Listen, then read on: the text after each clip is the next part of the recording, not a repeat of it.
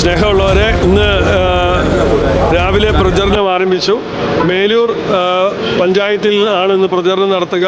രാവിലെ 10:15 മേലൂർ പള്ളിയിൽ വന്ന് കൊച്ചസിനെ കണ്ടു, ബഹുമാനപ്പെട്ട സിസ്റ്റേഴ്സിനെ കണ്ടു, ഇടവാങ്ങളെ കണ്ടു, അനുഗ്രഹം വാങ്ങി പ്രവർത്തനം ആരംഭിക്കുകയാണ്. വലിയ തോതിലുള്ള ജനങ്ങളുടെ സ്വീകരണവും ആവേശവുമാണ് നമ്മളെ മുന്നോട്ട് നയിക്കുന്നത്.